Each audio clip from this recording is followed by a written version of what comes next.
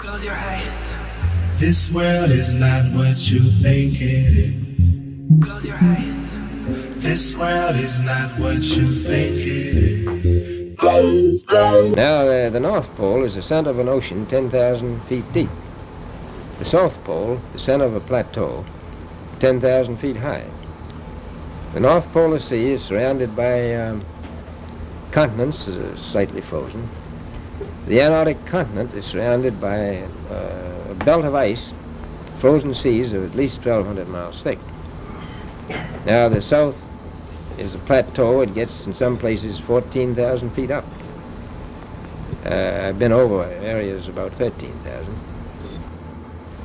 But strangely enough, there's left in the world today an area as big as the United States that's never been seen by a human being. And that's beyond the pole on the other side of the South Pole from Middle America. And I think it's quite astonishing that there should be an area as big as that unexplored. It happens to be an untouched reservoir of natural resources.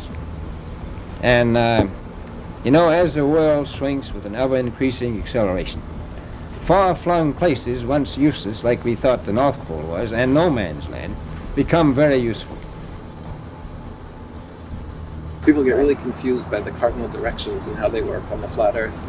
The only real direction we know is north. Yeah. North is the center, where the compass points to, and that the pole star Yeah. is right above it, which is the one unmoving star that all the other stars revolve around. Yeah. So there's a middle point on Earth that corresponds with a middle point on the sky, and that is north. Yeah. Every line outward straight from that is So a southward line. Yeah. A circle Yeah. around them with That Polaris 90 degrees Yeah. to either shoulder is an east or or west west. course.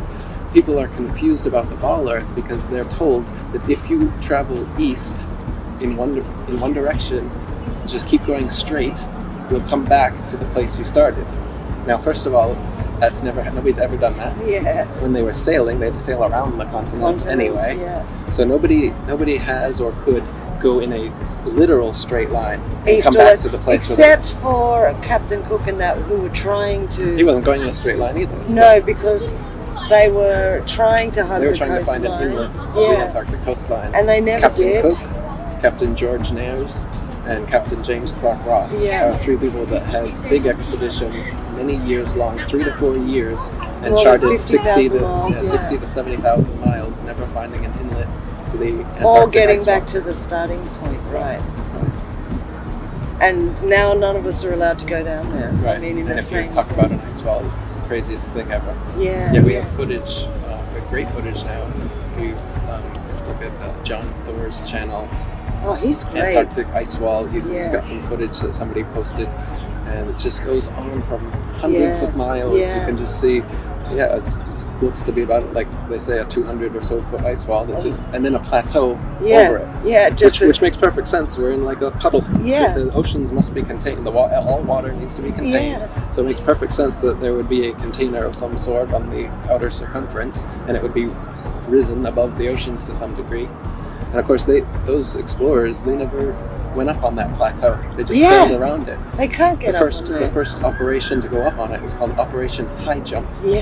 To jump Get up, on there up was on the that wall. bird, That was Admiral Admiral Byrd, and he was a 33rd degree Freemason. Freemason. He took like 4,000 military men with him, I think, for the trip. And didn't he go on when they came back TV with in half front them of a flat Earth map? in front of a flat Earth map, and he said that he found land the size of America beyond Antarctica. Yeah. So whether that's true or not, it's hearsay.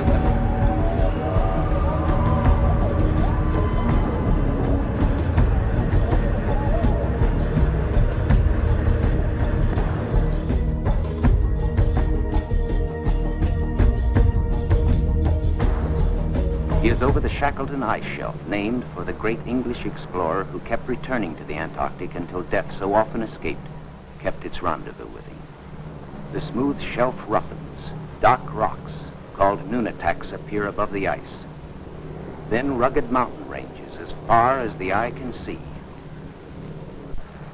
Bunger leans forward in amazement. His eyes have caught a sudden and unbelievable change in scenery. The universal white has turned to chocolate brown, dotted with blue. A cameraman goes into action. 300 square miles of land without snow. Land that might be in New Mexico or Arizona. Pictures alone will prove Bunger has discovered a warm oasis in the shadow of the pole. It is for such supreme moments as this that men brave the hardships of exploration. The astounding, undreamed of fact is that they are over a chain of warm water lakes whose shores, except for small patches, are free of ice and snow. Commander Bunger circles the largest lake in sight, 5 miles long. He comes in to make a landing. Water temperatures must be recorded. Samples taken. He finds the water fresh, the temperature 38 degrees Fahrenheit. On the shores are vast deposits of coal and of minerals of the utmost importance to civilization. Byrd is among the last aboard. He can now report to Admiral Nimitz, Operation High Jump completed. Close your eyes.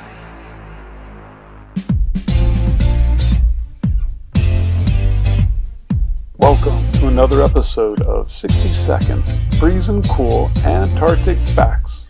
This is brought to you by the Worm Herders of Antarctica. I'm your host, Polar Trek teacher Kevin Dickerson. We only have 1 minute, so focus up.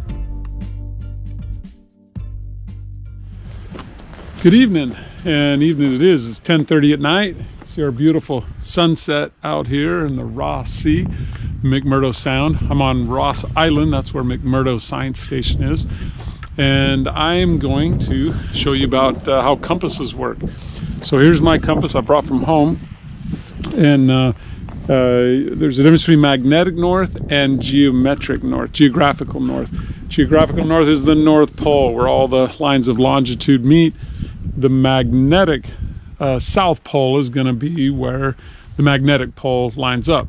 And it just so happens that the magnetic South Pole right now isn't even on the continent of Antarctica. It's off of Antarctica. And there's a thing called declination. That's the difference between the two, geographic and magnetic.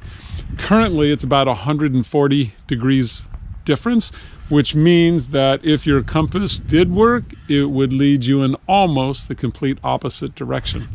So I thought I'd show you this though. Here's my compass, and you can see that white needle is pointing down. Look at as I'm rotating around, that compass doesn't even spin. The needle stays the same. That white needle is dragging down on the bottom of the compass. So kind of fun to play with, but not real useful. I mean, you could rotate it around and try to get that off of the bottom of the compass, but for the most part, not real useful. Now we have a GPS here. Show you my GPS. It has a compass on it, compass page.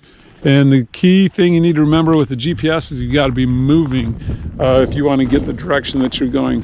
So if you'll look at this, you can see we're headed about a southwest direction. And if you look out, you can see White Island and Black Island. And right between those is where the South Pole is.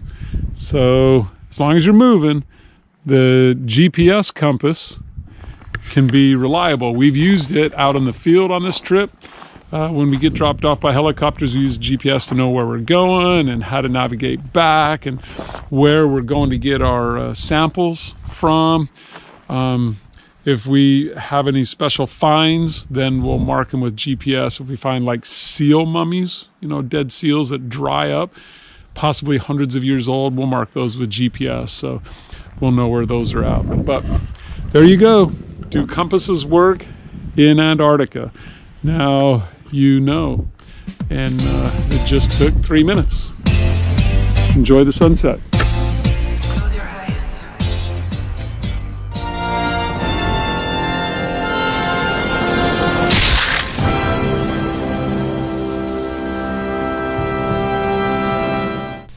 Welcome everyone. This video is in response to the many globe propagandists who demand that I show a picture of the edge of the flat earth. For the dozens of these ball-loving zealots with multiple sock puppet accounts who repeat this mantra daily, your demand is ridiculous. But you probably already knew that, right? And that's why you probably keep demanding it. It's actually pretty funny that I just got one of these take a picture comments an hour ago. I'm going to prove in this video that independent travel is not allowed under the Antarctic Treaty System. That fact alone should cause any thinking person to begin questioning our official models. Because something big is being hidden from we, the plebeians, and we're not talking about penguins. For most flat earthers, based on the information that we can reasonably gather, Antarctica constitutes the outer rim of the known world. In other words, Antarctica is likely the shoreline to all of the world's oceans. Like a ring magnet, north constitutes the center of our flat Earth map, and south is every direction away from the northern center. And before I get a dozen comments claiming that such a magnet is impossible, here's a ring magnet shown here. Notice that south is in every direction away from the center north magnetic pole. This is where the 60th south parallel is on a Mercator map. This is the 60th south parallel on a potential flat Earth azimuthal equidistant map. It seems that Antarctica constitutes the circular shore of the known world. So, demanding that I take a picture of a possible edge of the Earth, if any, requires me to not only travel below the 60th south parallel, represented by this circle, but also to cross the entire breadth of Antarctica. According to official numbers, Antarctica has a diameter of roughly 3,400 miles, and so that means our trek will include a long boat ride for hundreds of miles below the 60th south parallel, plus a minimum 6,800 mile round-trip hike across Antarctica. That's assuming the official model is correct. Maybe we could fly to one of the ceremonial pole areas, but that would still leave at least a 3,400 mile hike. In addition, we wouldn't know for sure whether the plane trip itself was interfering with our results, since the pilot would have to follow a designated path outlined by the Antarctic Treaty System, and who truly knows what direction that is until we get there. In order to be fully confident, we would really need to stick to the ground and have control over our own pathway, where we can control our direct southerly route opposite of the northern magnetic pole. Now, whether Antarctica is a smaller continent next to the outer rim, or whether Antarctica is indeed the shoreline of the known world, I don't know the answer. Flat earthers don't have a government budget to spend $1 billion to hire hundreds of cartographers and fleets of boats and planes to map the entire world. But even if flat earthers had the money, we would still run into the Antarctic problem, which is the point of this video. So, what is the Antarctic problem? It is the fact that independent travel is not allowed below the 60th south parallel in any reasonable manner to make any determination as to whether Antarctica is the shoreline boundary circumscribing the known world, or whether Antarctica is simply a continent a little north of the true but unnamed southerly shoreline of the Earth's oceans. For all we know, Antarctica may be an infinite plain that is uninhabitable at further distances. Again, we don't know. But, as I will describe in this video, I suspect that Antarctica is the shoreline circumscribing the known world due to the unbelievable restrictions placed on travel there. Excluding a couple of questionable claims, the total lack of north-south circumnavigation only proves the same. But if I'm not allowed by our governments to independently travel below the 60th south parallel and then to traverse Antarctica over 6,800 miles, then I cannot take a picture of a theoretical edge, dome, or those other lands beyond the South Pole, whatever the case may be. But you probably don't quite grasp how much area is really being blocked off under the Antarctic Treaty System. Let's look at it from the alleged 60th north parallel, because this will give you an idea of the tremendous area blocked off to independent exploration. This is the area of the 60th north parallels. As you can see, the 60th north parallel includes all of northern Canada, Alaska, much of Russia, including St. Petersburg and other major cities, Finland, Sweden, Norway, Iceland, Greenland. It is huge. Now, why in the world is this much area blocked off at the south?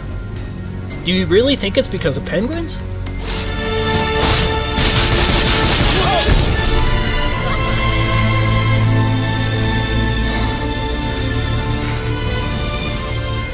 You see, first there was just one, now there's thousands of them. Are they trying to tell us something? So what's the problem? Well, among other things, we are messing with their food chain. And we have got to do something about it. We suggest a ban on all marine harvesting. Do you think the child propaganda from Happy Feet is true?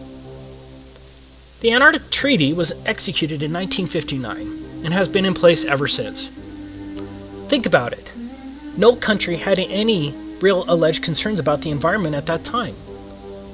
One of the more interesting facts is that the Soviet Union also ratified the treaty, and did so from the beginning on December 1st, 1959. Do you really think the Soviets were truly concerned about the penguins and the fragile Antarctic environment? In other words, America, the USSR, and the rest of the major countries of the world remained partners in generally closing Antarctica throughout most of the so-called fake space race, the Cuban Missile Crisis of 1962, the fake moon landings, most of the Cold War, the Vietnam War, the Six-Day War, the Soviet-Afghan War, and the collapse of the Soviet Union, which at that time Russia continued as a signatory in 1992. That's some peculiar cooperation transcending international conflicts, don't you think? Do you really think that the vast resources and strategic military benefits of Antarctica were multilaterally put aside because of penguins? Even North Korea has been a signatory since 1987. For some strange reason, the Antarctic Treaty has remained sacrosanct for nearly 60 years, regardless of worldwide conflicts. For the reasonable, objective person, alarm bells should be going off right now. As I was preparing this video, I found something else that's interesting. Out of all the flags of all the countries across the Earth, can you guess which one only shows a map of the country as the emblem of the country? You guessed it. Only one. Antarctica. Yeah, the one country they want you to know the shape of. That doesn't reek of programming, does it? Let me make this clear from the beginning. Travel to Antarctica is more difficult than travel to a military base. Sure, the military base may have a visitor shop near the entrance, but if you go beyond that visitor shop or another designated travel area without clearance, you're going to get arrested, or something worse. I'm sure I already have a few globe shills ready to pounce, armed with various inanities to counter my statement, but let's ignore the global spin. This video is about evidence and facts and the reasonable assumptions based thereon. So let's decide to take a theoretical trip across Antarctica to find the edge, if any. I'm not talking about going to the visitor center along the edge of Antarctica, or an overly expensive cruise to a small ice shelf along the edge with a small excursion, or a flight to one of the multiple ceremonial poles, and then straight back again. Yeah, that's not strange at all. I must reiterate, because I will get a dozen comments telling me to take a cruise or that someone's best friend went to Antarctica.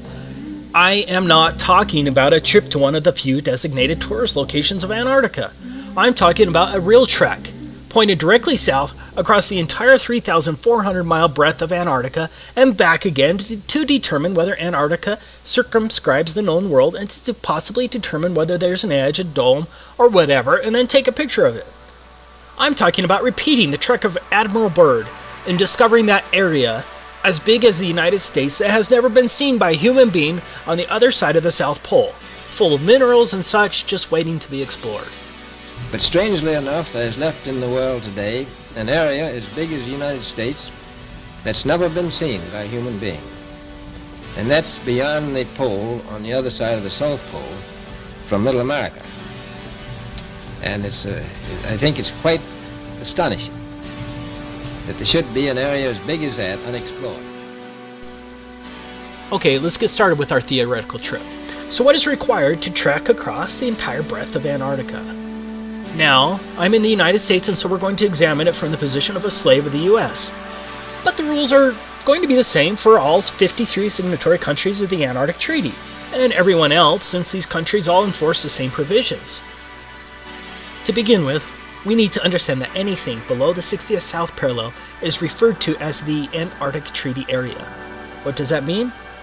That means I'm generally not allowed within hundreds of miles of Antarctica.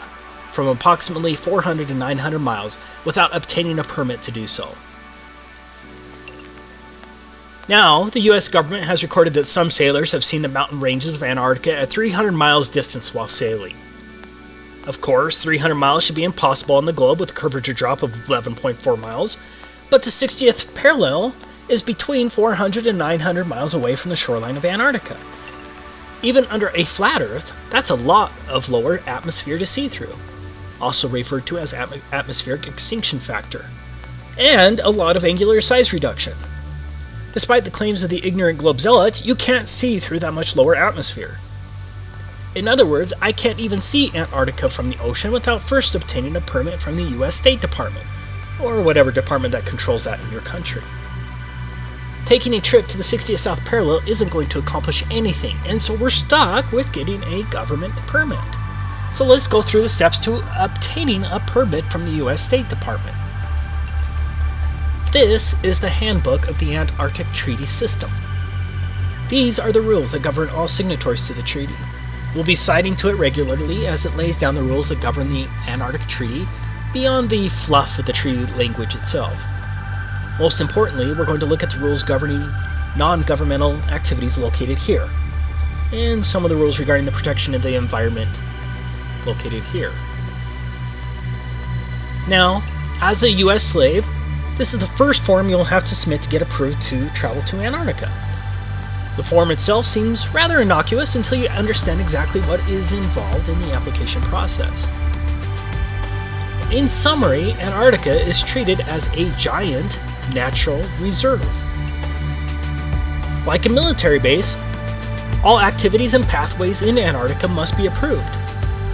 This is unlike any other area in the world, except maybe a place like North Korea.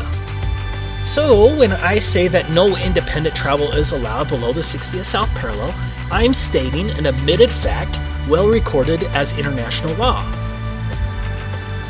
The protocol states as a matter of principle that all activities are to be planned and conducted on the basis of information sufficient to evaluate their possible impact on the Antarctic environment and its associated ecosystems, and on the value of Antarctica for the conduct of scientific research.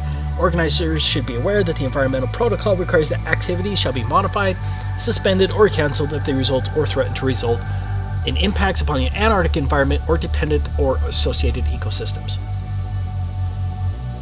If you visit Russia, with a Russian visa for example, are you limited to one particular neighborhood and certain pathways?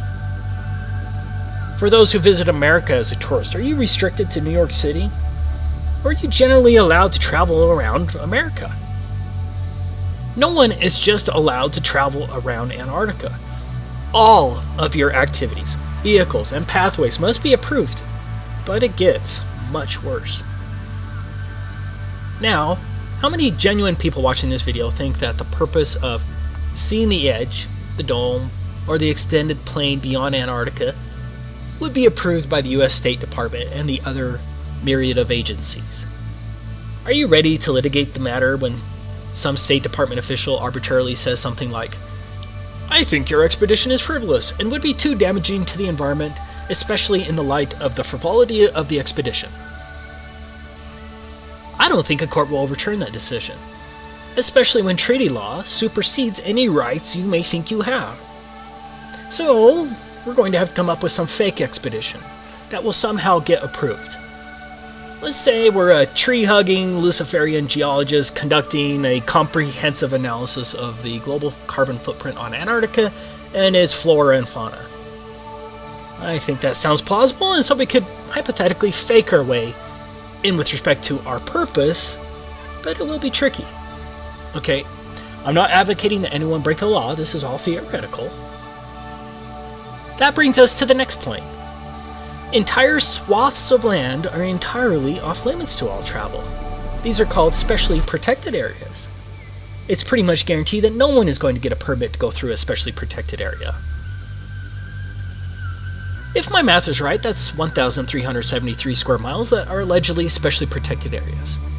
You can see the maps on the websites, but I don't have time to plot all of them. Now I agree, that's not huge in comparison to the total alleged area of Antarctica. But I believe there's a distinct possibility that those swaths of land could be coordinated in such a way as to prevent me from going through Antarctica easily. So, right from the beginning, my route may be extra hard, especially if mountain pathways are blocked and the areas are much larger than claimed due to likely globe distance shenanigans. But let's go ahead and assume we can navigate around those prohibited, specially protected areas. Next, no motorized equipment is allowed at all for non-governmental personnel.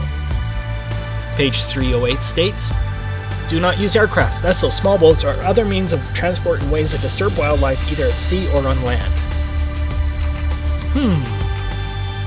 That seems kind of hard and very subjective, doesn't it? Antarctica itself is supposed to have a diameter of 3,400 miles.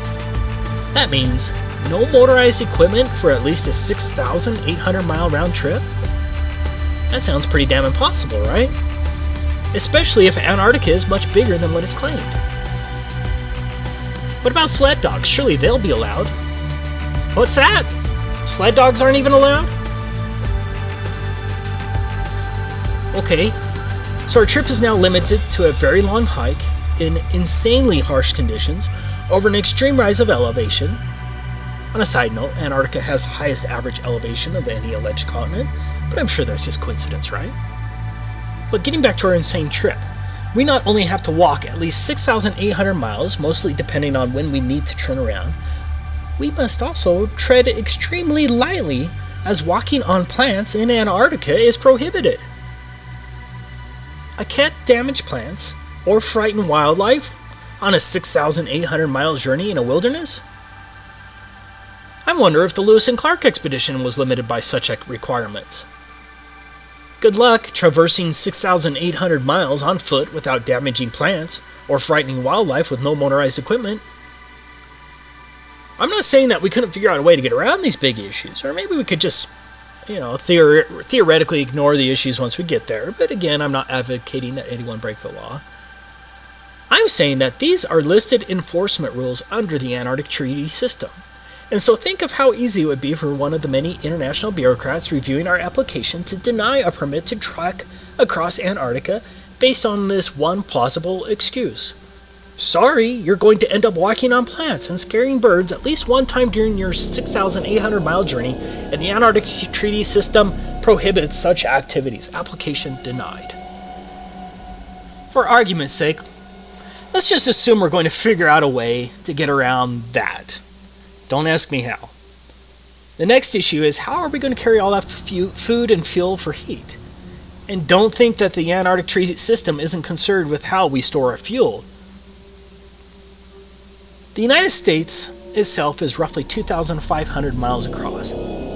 So imagine the difficulty of hauling food, climbing at extremely high and unknown elevations, and carrying all of your extremely warm gear and supplies across the United States from coast to coast and back again, all on foot with no food stops along the way.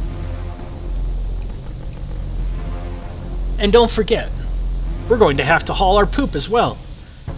You are going to have to drag your poop with you on your 6,800 mile Antarctic hike. But it gets worse. Your poop is regulated by a different pseudo-government agency, the National Science Foundation. Here's where you can learn about what permit is required if you wanted to dispose of your poop on your 6,800 mile journey if you don't want to carry it.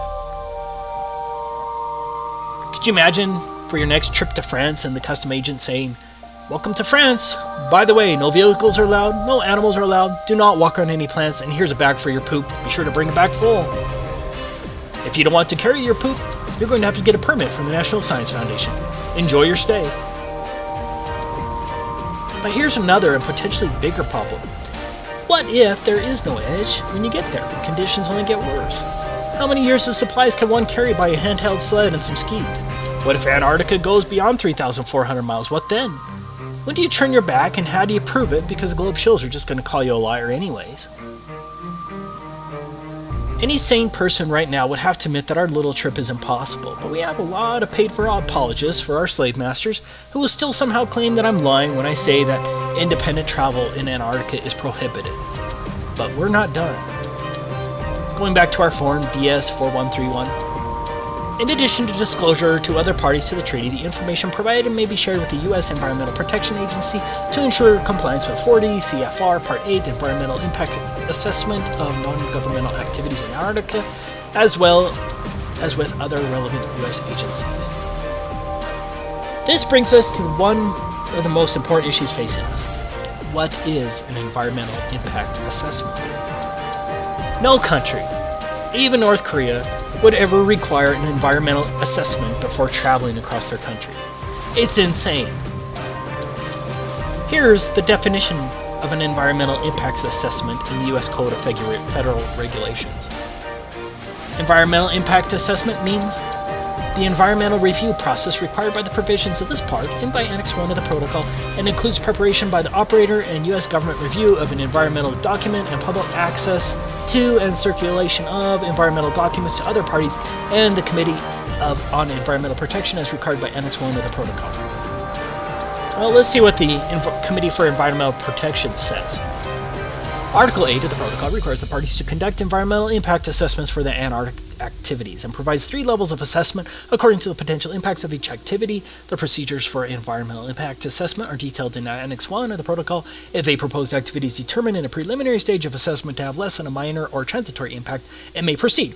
If an activity is determined as likely to have a minor or transitory impact, then an initial environmental evaluation must be prepared. If an initial environmental evaluation indicates the potential for more than a minor or transitory impact, or if such impact is otherwise determined to be likely, a comprehensive environmental evaluation must be prepared. Draft CEEs are made publicly available and considered by the CEP, which then advises the ATCM, and that's a Antarctic Treaty Consultative Meeting.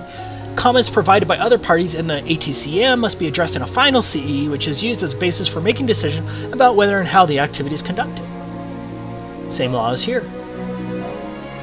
It is the comprehensive environmental evaluation that's going to kill our expedition. Here's the regulation, and this applies to all signatories, including North Korea. Any operator who plans a non-governmental expedition that would require a CEE must submit a draft of the CEE by December 1st of the preceding year.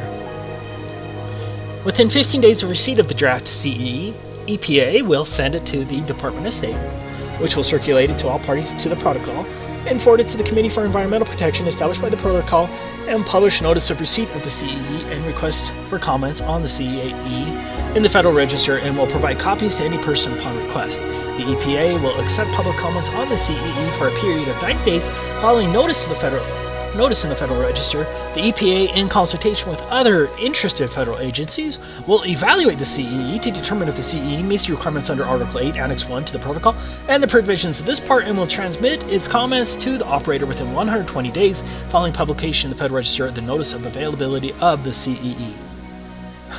So, now, I'm sure most of you probably just went brain dead when I read that, so let me explain it. First, our CEE, that's our Comprehensive Environmental Evaluation, must pass the EPA's initial review. Not an easy task. Next, the Department of State, along with its Office of Ocean and Polar Affairs Bureau of Oceans, Environment and Science, must review it. Next, it will be sent to all parties. That's 100 countries, by the way. Next, your assessment must be approved by an international bureaucracy called the Committee for Environmental Protection. After their highly unlikely approval, the EPA will then publish it in the United States Federal Register. Now, why would they do that? Because any supposed private tree-hugging group can now sue to stop you from going there. Once that is done, assuming you haven't been sued, then the EPA, along with all of the other interested federal agency, whatever the hell that means, evaluates it again. Do you realize the amount of legal work this would entail?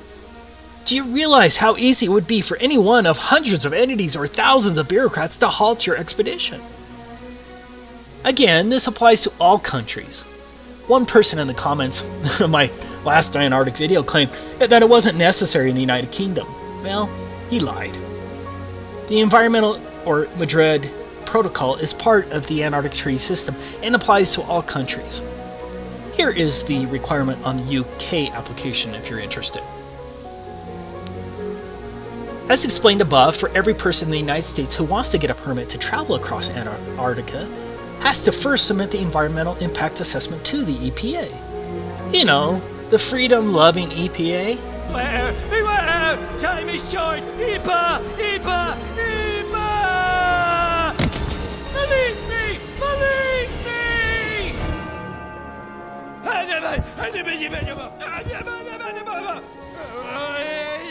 Thanks for listening. We lost them, sir. Well, then you find them, and you get them back in the dome. And to make sure nobody else gets out, I want roving death squads around the perimeter 24/7. Do you know what the environmental impact statement costs? This is very similar. A typical environmental impact statement costs from $250,000 to $2 million. And those are a lot easier than this comprehensive environmental analysis required under the Antarctic Treaty.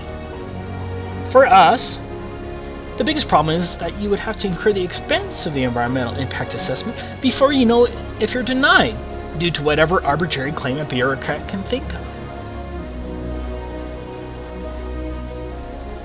Do you see how difficult this environmental assessment will be? How would one know the environmental impact on an area which you've never been to, and very little information would be available? With a normal environmental assessment, you'd be able to send an engineering firm to the location to make the assessment with attorneys who would draft the statement. In this case, you can't send an engineering firm all the way to Antarctica, and so you have to hire Antarctic experts who have been to the same places you're planning on walking through. And how many of those do you think there are?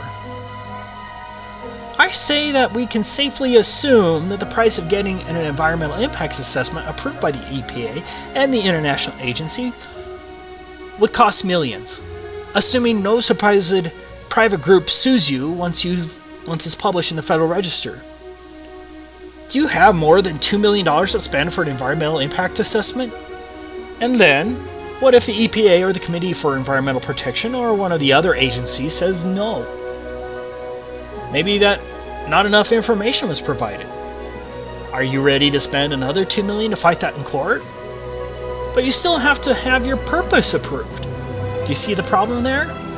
You would likely spend millions on getting the environmental impact statement, only later to have some official at the International Committee for Environmental Protection reject your purpose in Antarctica.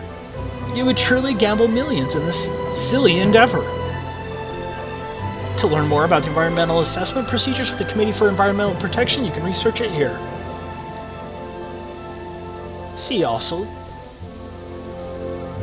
Let's get to the final issue we're going to run into. 7 countries claim territorial rights to various parts of Antarctica. Argentina, Australia, Chile, France, New Zealand, Norway, and the United Kingdom all maintain territorial claims in Antarctica. I did find it interesting that the USSR never claimed territorial rights to Antarctica. Yeah. I'm willing to bet that my trip across Antarctica is going to need other permits from other countries based only on territorial claims. Getting more permits or visas from other countries who have alleged territory in Antarctica? Yeah, that shouldn't add too much to our already strained budget. Now, just for the propagandist who's going to claim that's not true, I quote, "The Antarctic Treaty puts aside the potential for conflict over sovereignty by providing that nothing that occurs while the treaty is enforced will enhance or diminish territorial claims." Meaning, the territorial claims trump. So, the next dumb shill who demands that you take a picture of the edge or that anyone can go to Antarctica and see for themselves that it's a continent, be sure to point out what a damn idiot they are, and then share this video because everything in here is fact that anyone can look up, and I'll try to have all the links in the description. Of course, the lying minions from the Ministry of Truth will spin and call you names, but at least the rest of the world will see the liars for who they truly are. This is Taboo Conspiracy, signing off. Welcome to reality.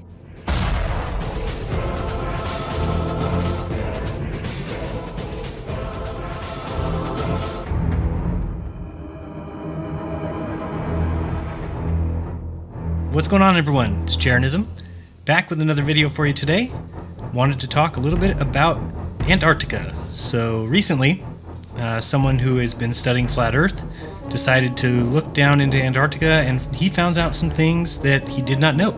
because I've been concentrating on Antarctica, I started looking into it. Never really had the compunction to investigate Antarctica before. So I guess he had done months of searching and studying flat Earth, but never got around to looking into Antarctica. So he says, it's the first time I've really looked into these maps, and it seems that everybody, including the Royal Tub-Thumping Brass Band, has marched through Antarctica, and the flat earthers don't know about it. As soon as he did, he saw that flights took place that go across it. He saw New Year's Eve parties. He saw tourists, and so he came to the conclusion that any good researcher would have come to, that all the flat earth researchers are stupid or they're lying. That's a good conclusion, huh, mate? Well, let me fill you in on a little research on Antarctica that I did, and maybe if you're the good Christian that you say you are, Tiger Dan, you'll apologize for calling me stupid and a liar and anything else that you said. But I've actually done tons of research, just like all of the other flat earthers that I know of have been looking at this stuff for a long time. And we simply didn't search for something on YouTube and then claim it to be a fact. That's not good research. So I'm going to show you some different things about Antarctica, so hopefully you see the difference between good research and just typing something into YouTube and saying, oh, there's the proof. Anybody can go to Antarctica because these people say they've been there. So, let's begin. The Antarctic doesn't exist, and that it's the outer perimeter of this flat Earth. It's nonsense. It's foolishness. And I'm ashamed to have gone along with it, because this is the first time that I'm looking into this. It is not foolishness. Believing what you see or read without doing any more further research, that is what foolishness is. As far as my research goes, it is certainly not a continent. That is the conclusion you will come to if you only do basic research. A little in-depth research will reveal the truth, and that's why I'm here. So, first thing we should pay attention to, you'll notice that the planes have a peculiar thing missing: windows. So, when do you want to fly people to a certain location and not have them look out the windows unless you are fooling them about where they are flying? Let's look at the Mercator map on the screen now, the projection. What happens if you travel west from America? You'll pop out on the other side, correct? Over by Japan. Now, what happens if you travel north? Do you pop out the bottom? If you travel south, do you pop out the top? No, you don't. So, interesting little tidbit of information there. Keep that in your mind. The point that you made that I found concerning was you said that it must be a continent because people build huts there and the news goes there. And the news also went to San Bernardino, and that wasn't a real event. And the news also went to Sandy Hook. That wasn't a real event. And people can build huts anywhere. Why would they not be able to build them on the outer edge of the flat Earth? I don't understand your research or your line of reasoning, but let's move on and get into these cruises into Antarctica. First of all, you can see on the screen here that they all go to these ports only. So you'll see that that is a very small section of a gigantic continent where people would all assemble and all the little cruise ports would be there. So that's very interesting. And a lot of people like me have been working very hard to figure out what is going on in Antarctica. And so what I did was I wanted to go ahead and look into booking myself a little cruise. But what they don't do is patrol the entire Antarctica, because anybody can go there. And what I find utterly stupid is the fact that there's literally tens of thousands of people moving over Antarctica every single week. So, the first thing I will do is show you why not everyone can go there. And the second thing is, I don't usually call people liars, so I'm just going to ask for your evidence in claiming that tens of thousands of people fly across Antarctica every week. That's what you said. So show me the proof of flying across Antarctica. If you look up any flight charts, they don't fly across the continent at all. So show your evidence on that one. On the screen now, you'll see why not everyone can go to Antarctica. Because not everyone has between $40,000 and $75,000 for a 5 or 6 day trip. So I'm on this site. It's called polarcruises.com. I'm looking at all their little deals, and it looks like a scam to me because you don't need that kind of money for a trip to Antarctica. So anybody charging you $45,000 to $75,000 for a 5-day trip where you're staying in a tent and peeing in a bucket, there's a problem there. So I also looked up and tried to find out how many people fit on one of these planes, and they usually have 66 people on the plane, and if you multiply that by the ticket price of $40,000, you get about $3 million. So this is where I start to smell scam. To make that kind of money is not necessary on upcharging that much. So the first thing I did was run the site through Whoisology. Really cool site if you're looking for the owner of a site or IP information, registrar information. And when I found it, I got some other interesting news. He owns over 150 other related domains besides polarcruises.com. In fact, look at all these. This travel agency or scam center have all the Antarctic and Arctic trips in their hands. You must go through them. So that was just more fuel to my fire. Sites like penguincruise.com, Antarctica Cruise, Antarctica Tour, Antarctica Trip, Polar Bear Cruises, Antarctic Voyage, Antarctic Journey, Antarctica Journeys, Arctic Voyages, Antarctic Tour, Antarctic Vacations with a hyphen, Antarctic Trip, Antarctic Adventures, Antarctica Cruise. So, as you can see, he definitely has the corner on the market. Next up was to find out, are they even in business, or is it an all-out scam? So I searched for reviews on other sites. Obviously not their own site where they could make whatever review they want, but on other sites. First review I find is the review right here. Polar Cruises reviews. Maybe this is too late to help you, but here's our experience with Polar Cruises. They were very helpful at the beginning when we first called about a cruise. They told us there was only one cabin left on the cruise that we were interested in, and that there was a waiting list for it, which upon looking back doesn't make sense. Why sell it to us if there's a waiting list already? But we went ahead, paid the deposit, and wired the balance. 15 days before departure of the cruise, an unexpected medical issue emerged and we couldn't make the cruise. We had no trip cancellation insurance, big mistake, and immediately called Polar Cruises. After some delay, Polar Cruises told us that Oceanwide Expeditions, the ship's operator, would allow a name change for the cabin, that is, find someone else to take the cabin, but we had just 24 hours to do this, and that if we couldn't find anyone, to call them immediately to cancel our booking but with zero refund. We asked if they could help us given the extensive contacts they have, but they didn't even reply to this appeal and did absolutely nothing to help. We then called Oceanwide Expeditions and said 24 hours was too little and to do anything. After this call, Polar Cruises then informed us that we had a few more days to do the name change. One question that still remains is why Polar Cruises had given us a 24-hour deadline if we were not going to get any refund from Polar Cruises or Oceanwide anyway. In sum, our experience with Polar Cruises was not a good one, and I would never recommend them. So, you're talking about probably the theft of $25,000. Just a guess right there. Who knows how much the trip was for? Could have been $70,000, could have been $10,000.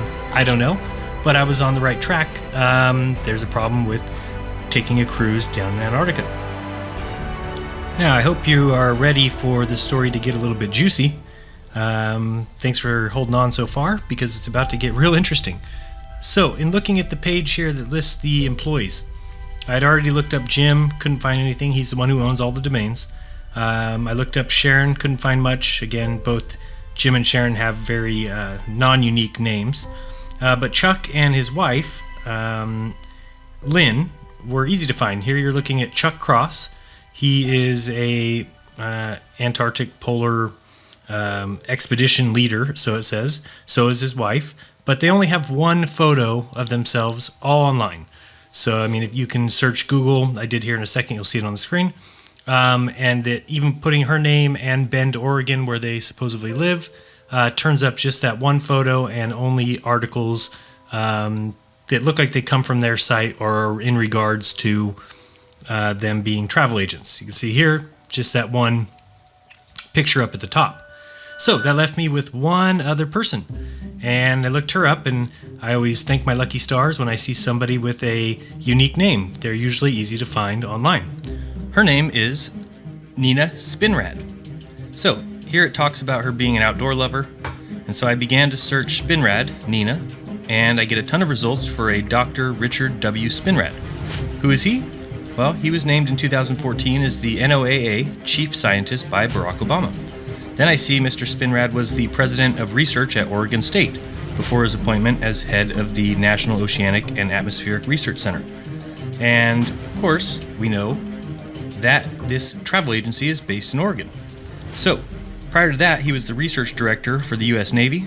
He also is part of the Global Warming Lie, as he is a direct and permanent representative to the United Nations Intercontinental Oceanographic Commission. He has been given awards from Bush and Obama, and now there's no way that this Nina is related to him, right? So, I found a obituary for a Gene Thompson, and if you're ever looking for relationships, the best place to go is obituary, since it spells it right out for you.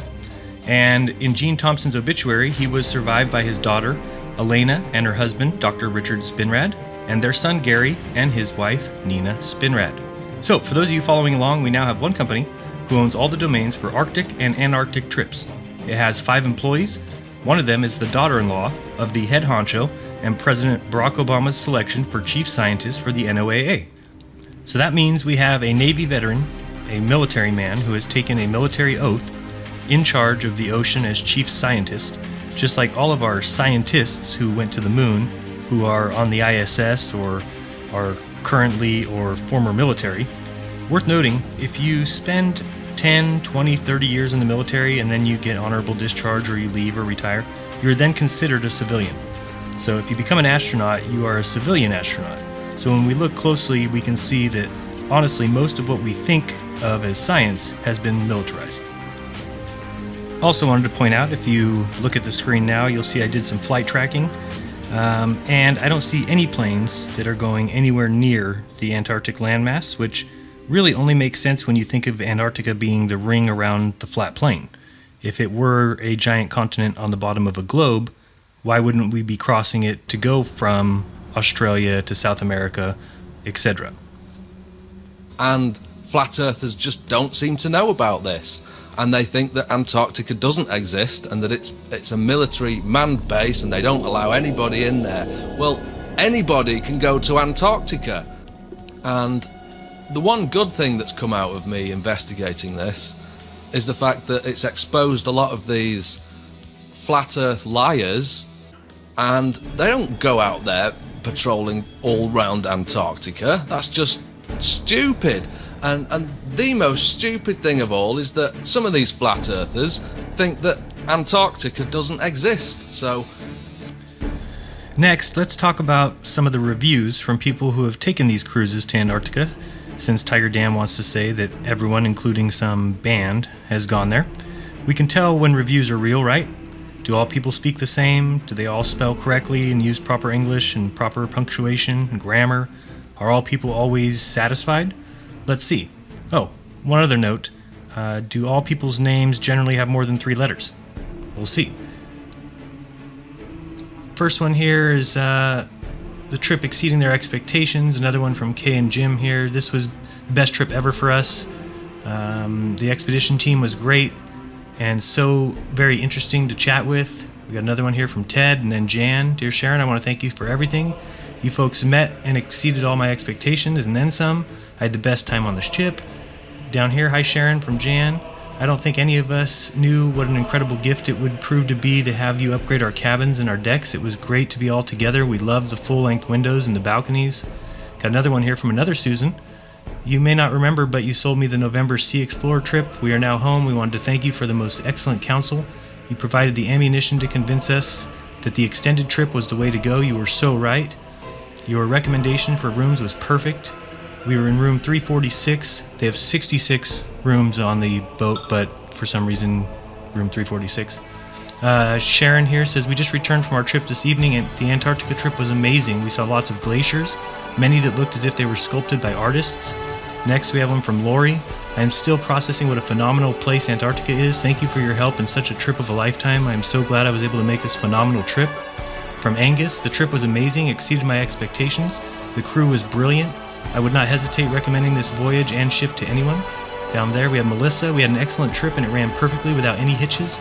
Everyone in the family said it was better than they expected. We loved the trip, the leaders and the staff and the ship and the hotel. Thanks for all your help. How about from Sean? The trip was probably one of the best things I've ever done in my life. It's difficult to put into words what a great experience it was. From Ben, we had an amazing trip. We will certainly return for more fun. We have Susan again, a lot of Susans. I have just spent the past 2 hours with my client whose trip he arranged to Antarctica. We had many moments of complete emotion as he was explaining his experience to me. From Jassy, it was a really great experience for us. Big ice, mountains capped with snow, horrible wind with snow, chin strap. I don't know what that one is. Next one, the trip was really good. We had several bear encounters in the pack ice. The best one was when the male and female bears came all the way to the boat and kept circling us. The female was putting up quite a display for the male. That was really cool. Those all seem like real reviews to me. Check it out, polarcruises.com. So the one good thing that's come out of this is that it's exposed all the liars. So why are they lying to us? Why are they saying that Antarctica is the outer perimeter of the flat Earth? Yeah, I'm not lying to you. So usually when you make that kind of accusation, should be followed with an apology when you see the reasons why I say it's the outer ring. And we haven't even talked yet about the midnight sun, and I'm about to talk about GPS, plus plane flights that go to the South Pole and back. So hold on tight, bud. Now, I don't know. I don't know what their agenda is. I don't know if those people are stupid or something.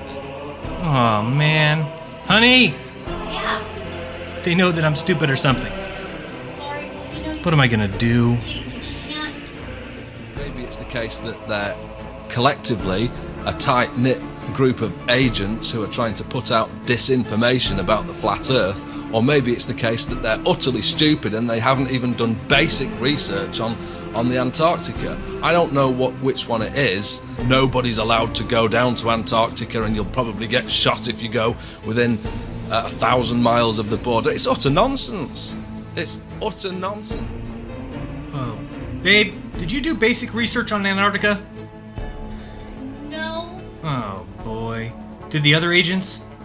I don't think so. Great. Now they know that we're a tight-knit group that doesn't do basic research. We're just utterly stupid. And now, intellectual scientific thoughts by Jeranism. I just don't get how dumb flat earthers are. I mean, you have a simple choice. Either Earth is spinning 1,000 miles per hour, or it's not. Either it travels 21 million miles a day, or zero. Stars are either trillions of miles away, or they're lights in the sky. All that HD footage confirms NASA's in space doing great things, or they're just stealing our money. It's really sad that these guys are so intellectually stupid that they believe their own eyes. I mean, their own senses. Not me. I know where truth lies. It lies in the textbooks, provided and written by Freemason Jesuits who want a better life for me and my family. They want me to give them a run for their money, to challenge them and beat them in this game of life. Thank non-God for science. So, I wanted to talk a quick minute about GPS, and sorry for my scribbles, but hopefully this will help you understand a little better. If the map on the left was the correct map, and we needed people to think that they are on a globe, then you would put ground-based tracking everywhere. So let's call that those red sticks on the map on the left. Then, when someone stands, say, at the 3 dots in South America, then it would coincide with our GPS, or Global Positioning System, which would be the 3 dots on the right. We could just say that those 3 dots were being tracked by big metal satellites orbiting above your head, when in actuality they were ground-based stations. Now, if someone thinks that they are going from, say, South America to Antarctica, on the right, they would actually be just doing the same thing as we see on the left. Same thing with Australia. Going from Australia to the South Pole would look the same way on the left as on the right. And as people fly around the world, the GPS simply tells them where they're going. So even though you're just doing a big circle, the GPS makes you think you're on a globe. So, I did find some flights that leave Australia, head down, and they say they cross the South Pole, turn around and return. So from the 3 places in Australia where these planes leave, all would take 12 hours according to the site, but all distances are 8,000 miles plus. If they were truly going to the 90-degree mark at the South Pole, well, 8,000 miles in 12 hours is 666 miles per hour, and the top speed of a 747 jet is 550 miles per hour. So this means you simply do not actually go to the 90-degree mark. Also, the plane has 366 seats with an average price of about $3,000. So $3,000 times 366 is well over $1 million. The plane uses 36,000 gallons per 10 hours of flight, so I'll even give them 60,000 gallons for their 12-hour flight, charging $2.50 a gallon, and that's the price of gas in California. That's $150,000. So off $1 million take, they spend $150,000 on gas. Pretty nice profit to fly in a circle. Tears gone cold and wondering why got out of bed at all. The morning rain clouds out my window, and I can see it all. And even if I could, it'd all be great. But your picture of my wall, it reminds me that it's not so bad. It's not so bad. Well, I wanted to address the flat earthers harping on and on about no time-lapse footage of the 24-hour Antarctic midnight sun. Well, I can assure you, as a southern hemisphere scientist, a very seasoned one, the midnight sun does occur. I've seen it with my own eyes. And yes, there should be hundreds of these videos out there, but keep in mind, we are very busy down here doing science. So I will humor you. I brought a team down, courtesy of NASA, and they brought a high-tech panoramic 360 time-lapse camera, whole rig, very nice system. And they were able to capture the midnight sun. Here it is.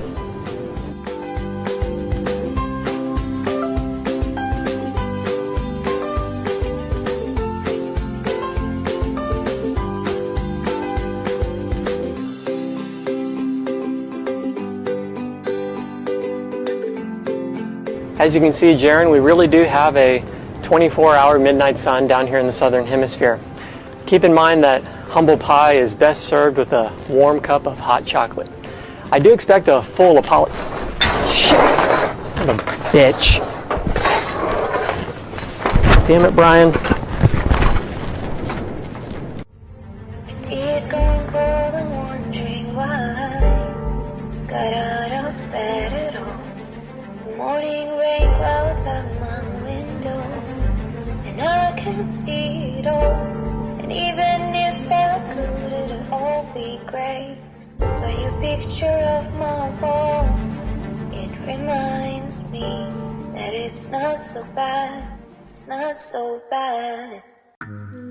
Let's look back at the midnight sun now. This is a big issue.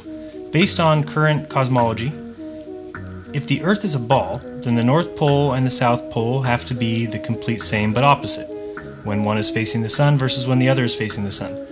For example, Norway gets all-day sun from April through August, and that's 400 miles from the 60-degree marker north.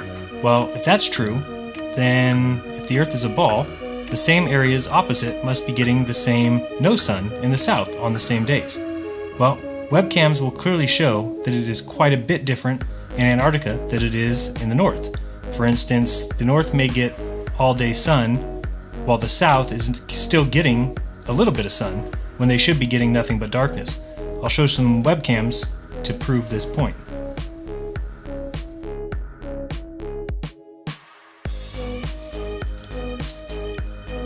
So, the first question you might ask is, of course, well, what is the midnight sun and where can we see it? And if we take a look at the answers we get from Yahoo's Answers.com, which I'm sure has nothing but the truth, right? It says, what months is Antarctica in total darkness? And they answer, oh, Antarctica is in total darkness all of September, October, November, December, January, February, and most of March. Well, this person didn't realize that that is the summer for the South, and they're not in all darkness for those months. It's ridiculous. So we'll look a little bit lower where we get NASA's answer. We know NASA never lies to us. NASA says that Antarctica has 6 months of darkness and 6 months of summer, and that the sun only rises and sets one time a year. That is complete and total bullshit. We'll see that in webcam footage in a minute. You'll see a little bit lower than their post is a post about the myth of the midnight sun, because it's a myth. That's exactly why, and I've said this many times, if somebody's lying to you, there's a reason, right? So we're lied to as kids about the polar sun or the midnight sun in the south and the midnight sun in the north, if it's a lie, there's a reason behind it. Wouldn't you agree? Now you'll see here there's a letter from somebody who works down at the Antarctic, and she's explaining when she gets to see the sun, and she says, of course, the same thing, that she sees 6 months of sun and 6 months of darkness. Simply not true. We'll look at webcam footage which proves it. And she even says at the end, do you know why we get this? Well, it's because the Earth goes around the sun in 365 days. That completes a year. Okay, now we're going to look at some webcam footage, and from this we should be able to figure out really easily that Antarctica can't possibly be a continent on the bottom of the globe. I wanted to point this out. If you do see a black circle appear over the center of the sun, this article says that on occasion, because of the brightness of the center of the sun, it will mess up the image sensors on the camera, which creates a black dot right in the center of the sun. You can believe that if you want. I'll leave that up to you. If somebody researches it though, there's probably some good information that you could find as to why we are seeing a black dot in the middle of the sun when it crosses the view of the camera. So we're going to be looking at 4 different stations. The first one is Palmer. That's right there. Second station we're looking at is Casey, and that is on the other side over here. That's one of the Australians' bases. The next one is Davis Station, and we can see that one right here. And then out on the island we have, this one here is Scott Base, another Australian one. And then out on the island we have McMurdo, which is near Shackleton's Hut. So this is a webcam footage, and I will show you wherein lies the lie. So you see the sun come and go from your upper right to your upper left. And let's watch the shadow of the stick that's straight in front of us. So the kind of green one, straight ahead. Let's watch, keep an eye on that shadow, and you'll notice that the camera simply resets. So here comes the shadow towards us. Whoop, why don't we get to see the shadow go around? Notice that the shadow of the green flag is coming around, but we never see it go in front of the green flag. Why is that? Because the sun isn't going around the continent. If it was, we would see the sun go around, then it would be behind us. If the sun was behind us, the shadow of the green flag would be in front of it. But that never happens. What happens is the sun is coming in from the northeast, coming across the horizon and going off to the northwest. You can even watch the sky. If you watch the sky, you'll see it is circling northeast to northwest, not circling around us. Again, if it was going around us, we would see that flag pointing straight forward. So this is just one of the examples. I've got some more footage here to show you. But if you just go look, best place to go would be www.antarctica.gov.au/webcams/ you can put Casey, Davis, Palmer, and you're going to get webcams for those particular stations. Pay close attention to the date and time up in the upper left hand corner, and you'll see that there's definitely an issue with what we're taught. One of the easiest ways to prove that also is the amount of time that it would get all day sun or all day night versus the North Pole. And we've got people who live near the North Pole, in Norway, in Alaska, in Canada, and those people can tell us what they see. And what they see does not match the opposite down in Antarctica, meaning if in the North Pole they're getting 4 months of full sun, then at that exact time the South Pole should be getting 4 months of full no sun. Doesn't happen. At the most they get 6 weeks. So it simply means we don't live on a globe. Now you'll notice here that they start, when the sun starts getting really low, they'll actually blow a fog or a smoke or could be even snow. I don't even know what they're blowing. But you'll see if you look straight ahead that there's a blower that blows along the horizon. The reason for that is so that people who are down there don't get to see what the sun is actually doing, which is not circling their heads. Now, I will admit that for 6 weeks a year, Antarctica does get full sun. I've seen it on these webcam footages, but it is not, they don't have a view of the sun. So I know it doesn't make sense, and I fully admit that this is something that we need to research, because somehow when the sun leaves to the northwest and circles all the way on the other side of the Earth in its daily path, somehow it is remaining bright in Antarctica. Now, is that because of something in the atmosphere? Is it being some sort of reflection? Not sure. But it does prove two things. A, that it needs to be studied. B, that it's not a globe. Because if it was a globe, you would simply see the sun do a complete circle above your head. Now we can see this flag straight in front of us. Tell me why don't we see, where's the shadow of the flag at the, I don't know, what would you say? Probably from 7 o'clock till midnight. As far as a clock, we don't ever see the shadow there. See how the shadow starts at about 5 o'clock, or no, it's about 7 o'clock, and rotates counterclockwise. We see it come all the way up to about 1 and disappear every single time. That again comes down to, if they're lying to you, there's a reason. If things are real, you would have a 24-hour webcam. Think of the ISS. We don't get to see 24 hours of footage from space. Just like we don't get to see 24 hours of footage from Antarctica. But you can watch pandas for 24 hours. Or you can watch the grave of Andy Warhol. And so what I'm saying, as I've said a million times, is use your head. Why wouldn't they show you 24-hour footage from Antarctica? It's because it doesn't match what's in textbooks, because it's not true what's in textbooks, because it is not a continent on the bottom of a big ball, mostly because you can't live on a ball.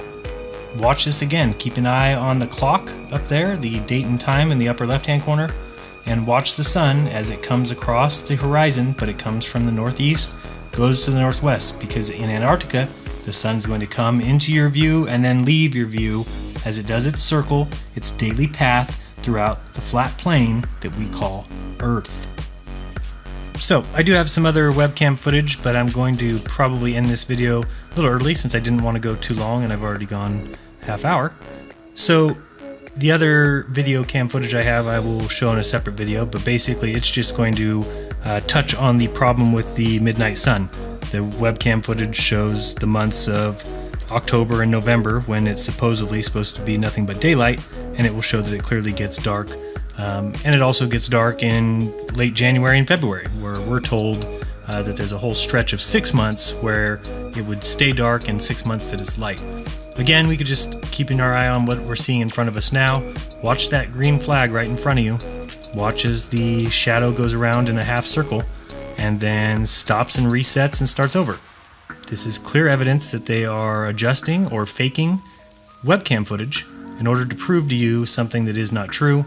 And if somebody's doing that, there's only one reason why they would be lying to you. It's because they're hiding the truth. The truth being that the continent of Antarctica is not a continent.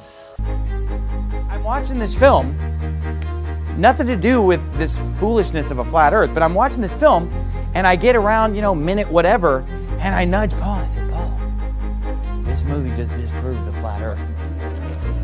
It's the middle of summer. Check the time, it's just after 12 o'clock. It's 12 o'clock midnight though.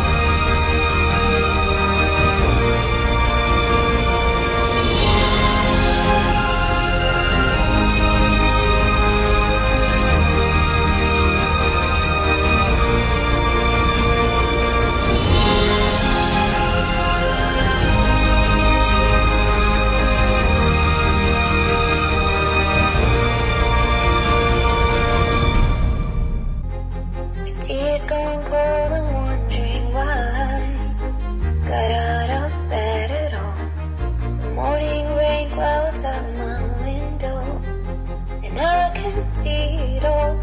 And even if I could, it'd all be great. By your picture of my wall, it reminds me that it's not so bad, it's not so bad.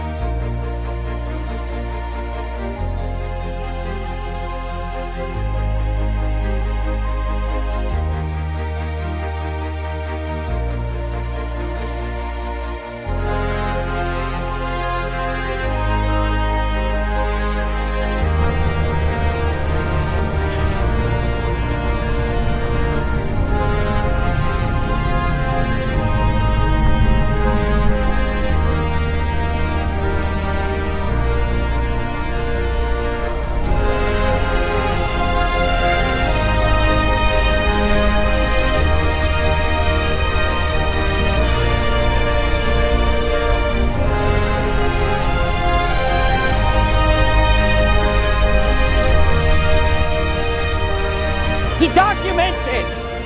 In case I don't see you. You can watch him! Good afternoon, good evening, and good night.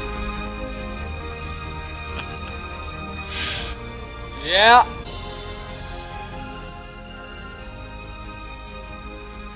FlatEarthDave.com. Please get the app for $3. I mean, support Flat Earth Dave if you can. He's on our side, clearly.